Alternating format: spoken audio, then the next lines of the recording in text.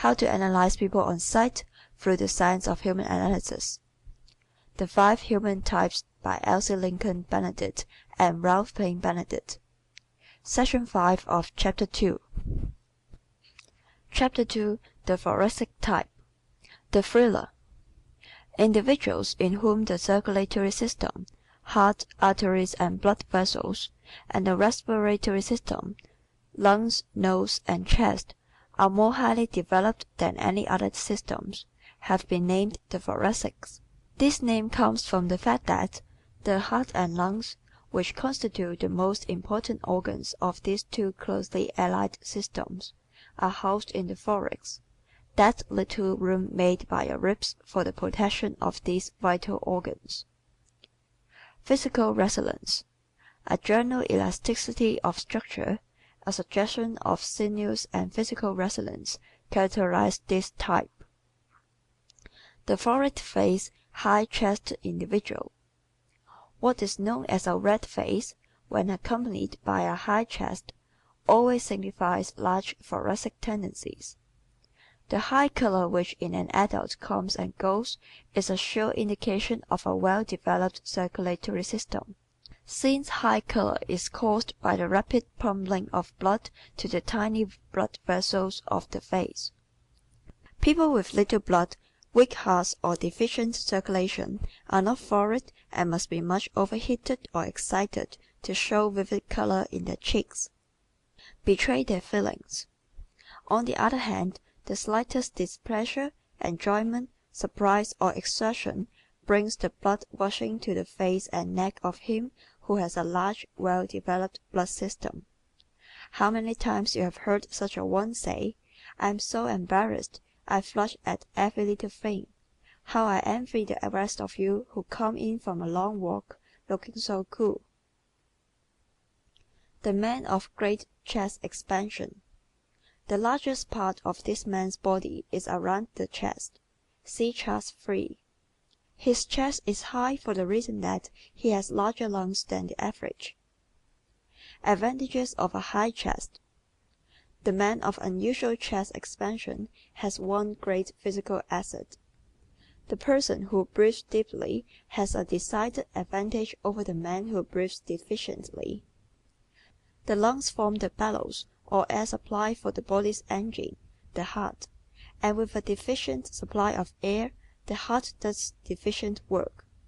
Efficient breathing is easy only to the man of large lungs, and only the high-chested have large lungs. Long-waisted people.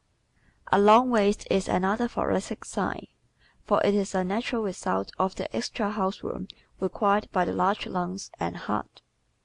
It is easily detected in both men and women. See Chart 3.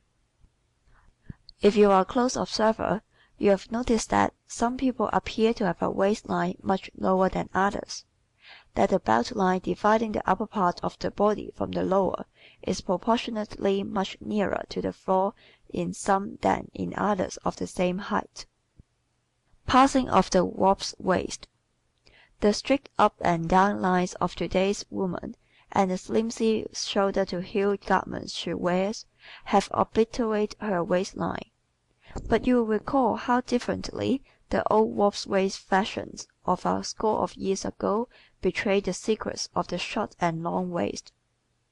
The 18-inch belt, of which we were so falsely proud in 1900, told unmistakable facts about milady's thoracic development.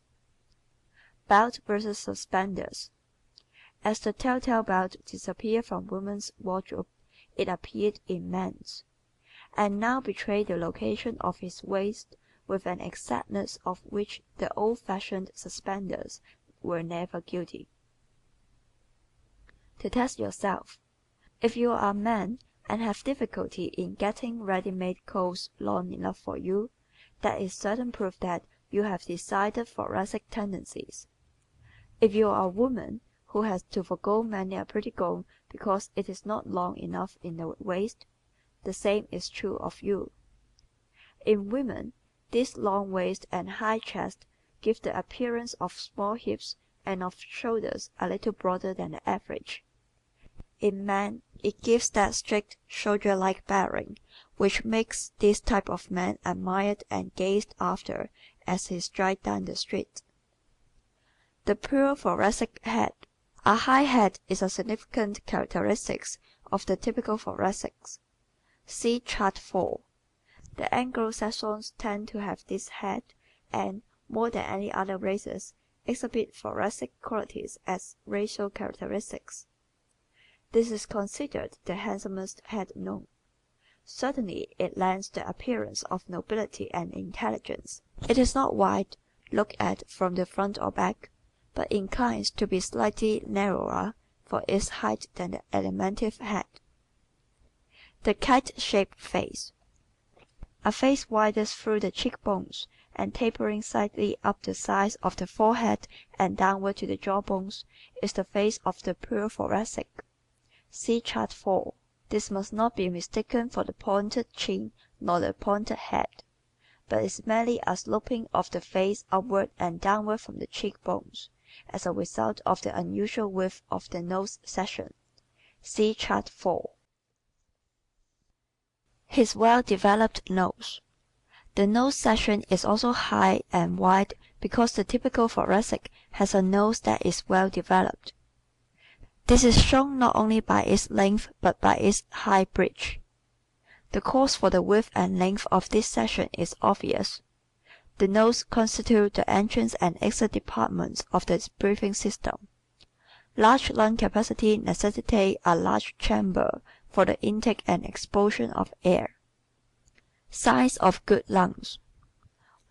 Whenever you see a man whose face is wide through the cheekbones, with a long high-bridged open nostril nose, you see a man of good lung capacity and of quick physical energy.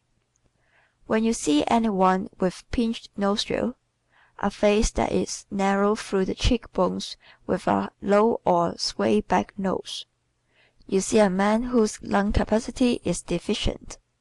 Such a person invariably expends his physical energy more slowly.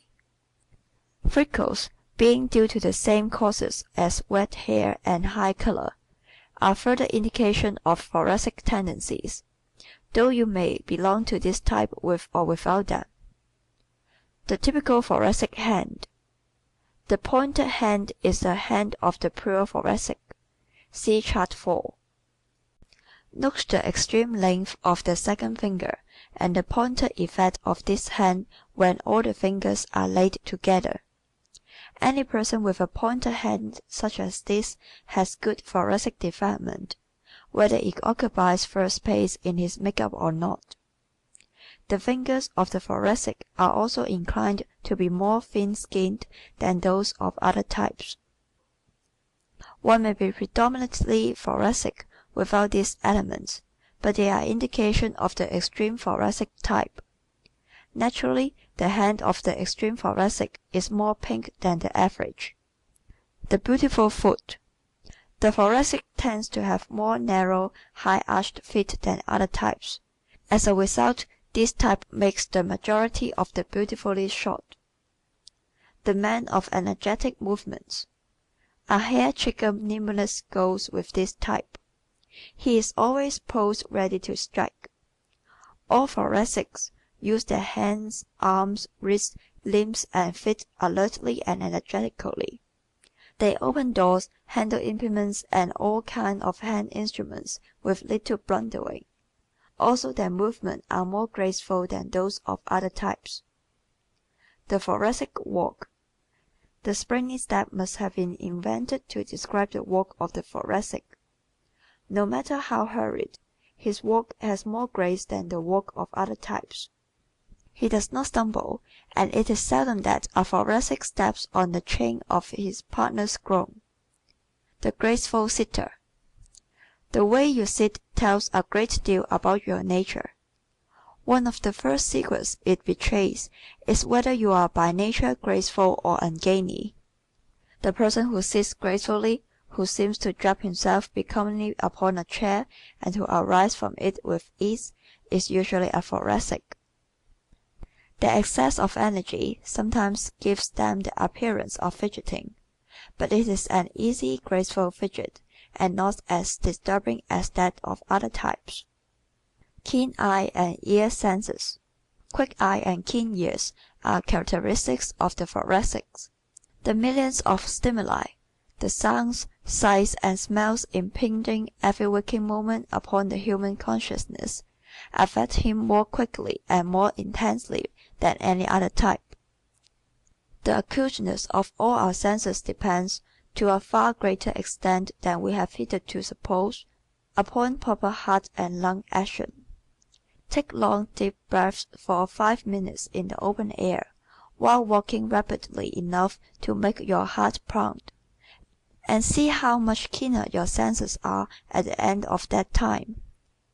The Thoracic is chronically in this condition because his heart and lungs are going at top speed habitually and naturally all his life. Susceptible to heat. Because bodily temperature varies according to the amount of blood and the rapidity of its circulation, this type is always warmer than others. He is extremely susceptible to heat, suffers keenly in warm rooms or warm weather, and wears fewer wraps in winter. The majority of the bathers at the beaches in summer are largely of this type. The high-strung, nerves as stout as a violin string due to his acute physical senses and his thin sensitive skin, plus his instantaneous quickness, make the Thoracic what is known as high-strung. The most temperamental. Because he is keyed to high C by nature, the Thoracic has more of that quality called temperament than any other type. The wag who said that temperament was mostly temper might have reversed it and still have been right. For temper is largely a matter of temperament. Since the Thoracic have more temperament, it follows naturally that they have more temper, or rather that they show it oftener, just as they show their delightful qualities oftener. A continuous performance. This type, consciously and unconsciously, is a continuous performance. He is showing you something of himself every moment, and if you are interested in human nature, as your reading of this book suggests, you are going to find him a fascinating subject. He is expressing his feelings with more or less abandon all the time, and he is likely to express as many as a dozen different ones in as many moments. The quick temper. Flying off the handle and going up in the air are phrases originally inspired by our dear delightful friends, the Thoracic.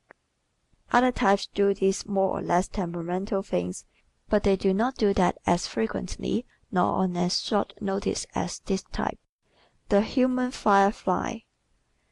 A fiery nature is part and parcel of the Thoracic make-up. But did you ever see a fiery nature man who didn't have lots of warm friends? It is the grouch, in whom the fire starts slowly and smolders indefinitely, that nobody likes. But the man who flares up, flame for a moment and is calm the next, never lacks for companion or devotees. The red-haired. One may belong to the Thoracic type, whether his hair is blonde or brunette or any of the shades between.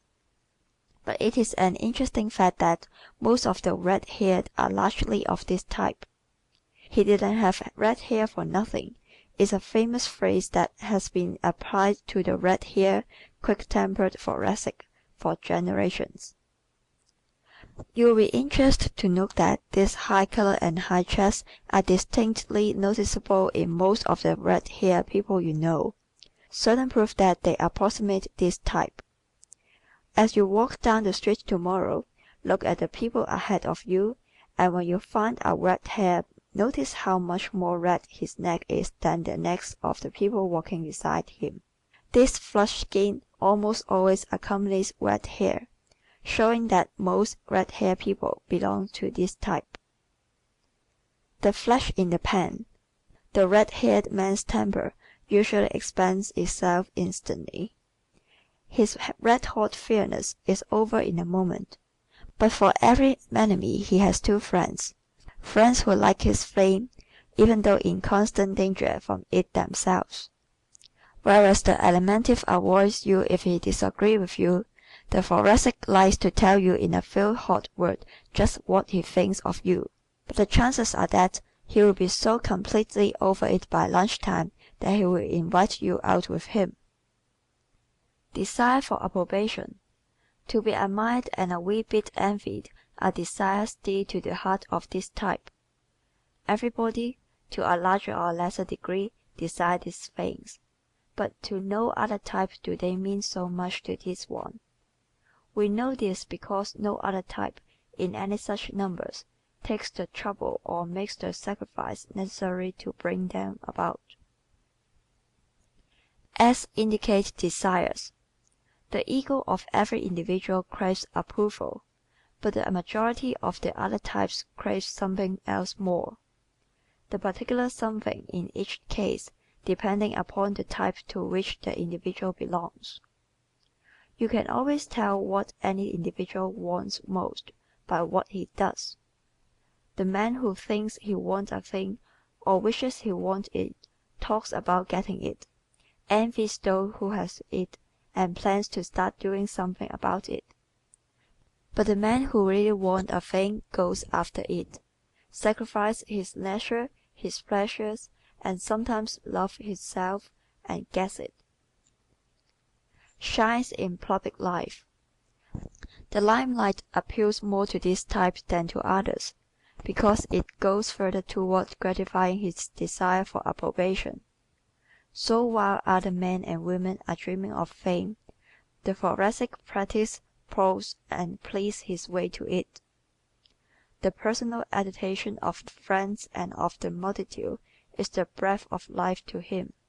Extremes of this type consider no self-denial too great a price to pay for it. Many on the stage. The stage in all its forms is as natural a field to the Thoracic as salesmanship is to the Alimentive. The pleas of fond purpose and fearsome murmurs are usually ineffective with this type of boy or girl when he sets his heart on a career before the footlights or in the movies. Whether they achieve it or not will depend on other and chiefly mental traits in each individual's make-up. But the yearning for it in some form is always there. So the manager's waiting rooms are always crowded with people of this type. It is this intensity of desire which has goaded and inspired most stage artists on to success in their chosen fields. Put yourself in his place.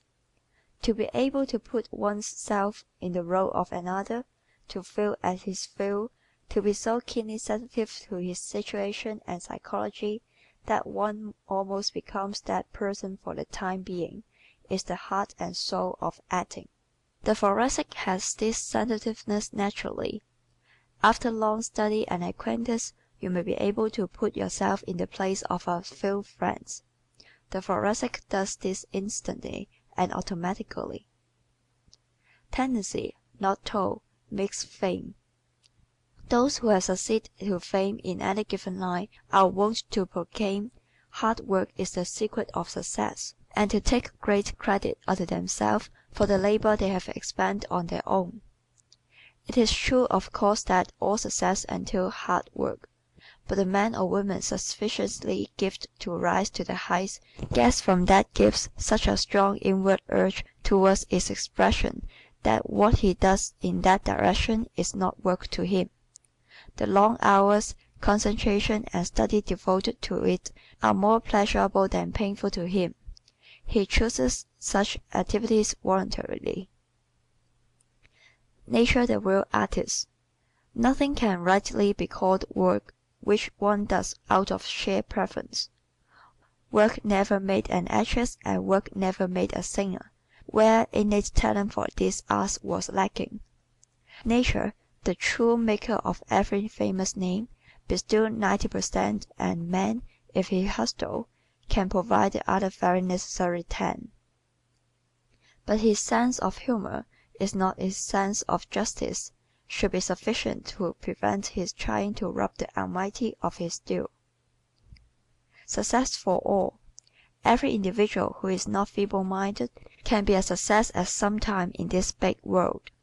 Every normal-minded individual is able to create, invent, improve, organize, build or market some of the myriad of things the world is crying for. But he will succeed at only those things in which his physiological and psychological mechanism perform their function easily and naturally. Why we work? Man is, by inclination, very little of a worker. He is first a wanter, a bundle of instincts; second a feeler, a hustle of emotions; last and least he is a thinker.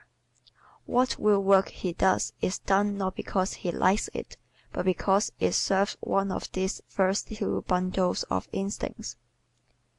When the desire for leisure is stronger than the other urges, leisure wins. But in all ambitious men and women the desire for other things outweighs the leisure urge. Ambition and type. Now what is it that causes some to have ambition and others to lack it?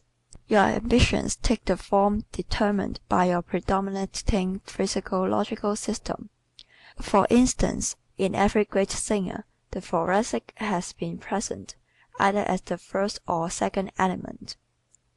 The effect of the physical upon our talents is no more marked anywhere than here, for it is his unusual lung power, his high chest, the sounding box in his nose section, and his superior vocal cords that makes the real foundation of every singer's fame.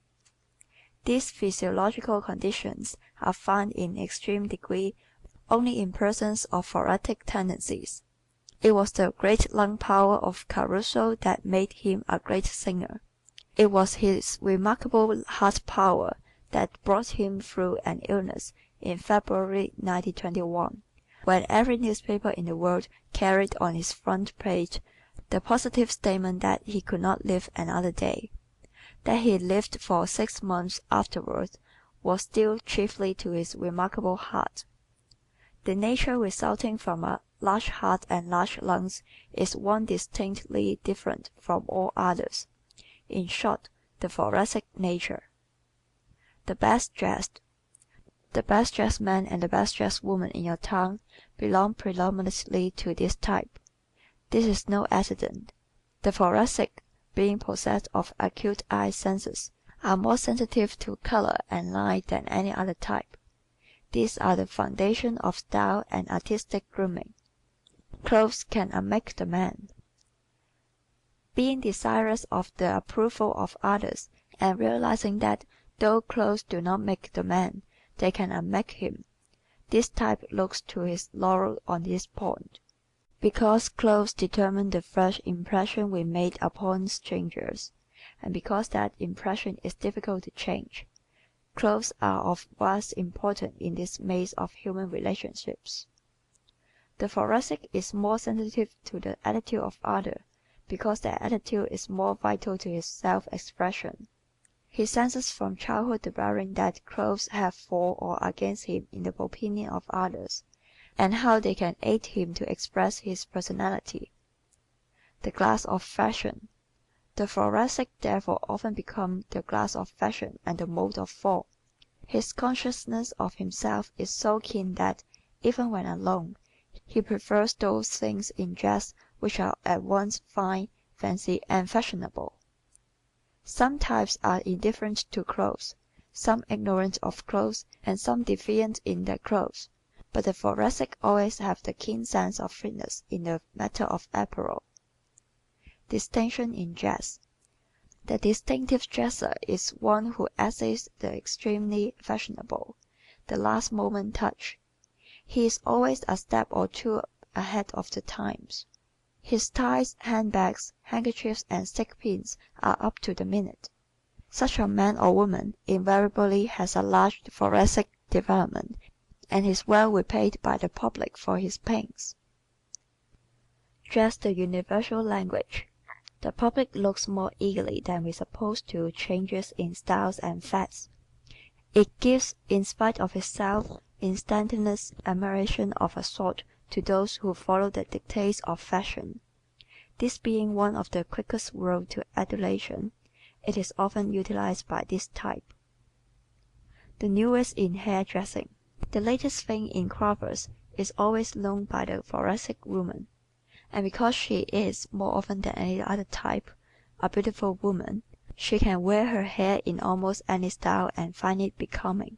So when puffs were the thing, this type of woman not only wore puffs, but the most extreme and numerous puffs.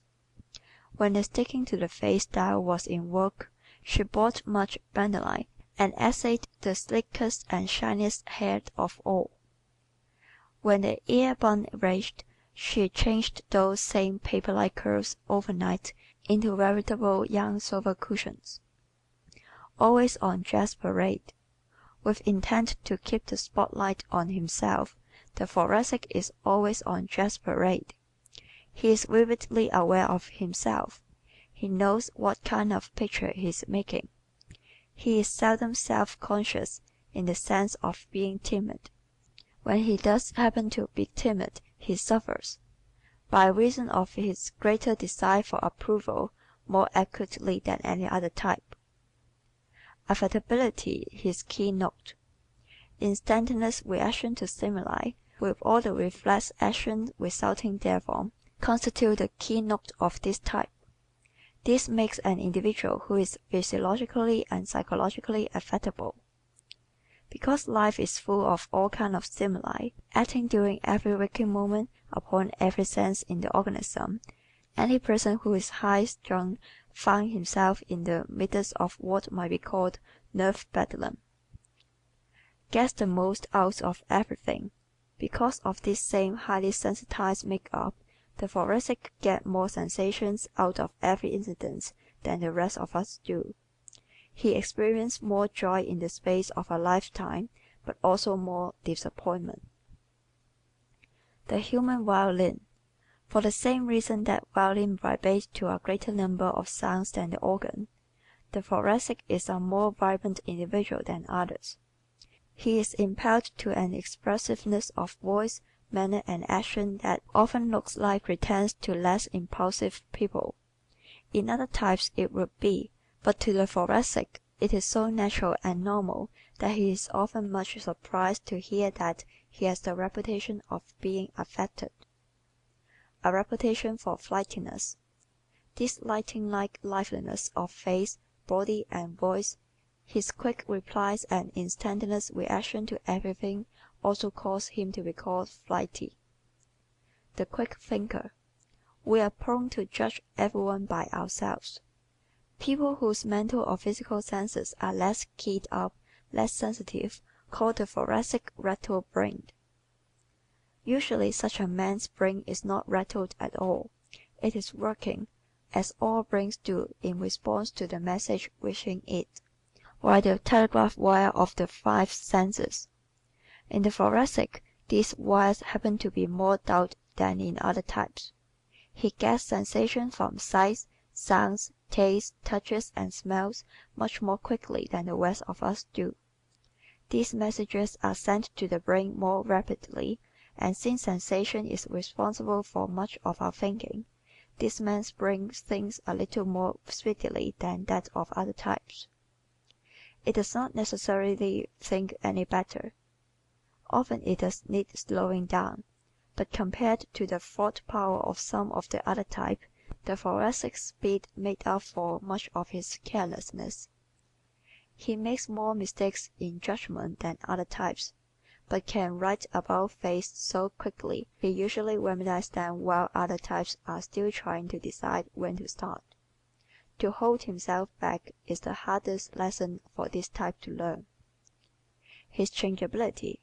This tendency to let himself go brings the thoracic a great deal of unhappiness and failure. He plunges so quickly that he often fails to take into consideration the various elements of the situation. His physical senses tell him a thing should be done and rush him headlong into action that he knows are ill-advised the moment he has time to think them over. In turning around and righting his mistakes, he often hears himself called changeable and vacillating. His batting average. In this, as in other things, we have a tendency towards smugness, short-sightedness, and egoism. The man who makes but one mistake a year because he makes but two decisions is wrong 50% of the time. Yet he self-satisfiedly considers himself superior to the thoracic because he has caught the latter in 6 poor deals within 6 months. At the rate the average thoracic adds this would be about one mistake in 1,000, a much better betting average than the other man's. But because the confidence of others in our stability is of prime importance to us all, this type or anyone inclined to definite thoracic tendency should take pains to prevent this impression from settling into the minds of his friends. Should get onto the highway. The greatest reason for striving towards stability in action and more slowness in decision, however, is for his own future's sake. The man who is constantly making decisions and being compelled to alter them gets nowhere. He may have the best engine and the finest car in the world, but if he runs first down this bypath and then that, he will make little progress on the main highway. Should have an aim. An aim, a definite goal, is essential to the progress of any individual. It should be made with care and in keeping with one's personality, talents, training, education, environment, and experience, and having been made should be adhered to with the determination which does not permit little things to interfere with it. End of Section 5 of Chapter 2.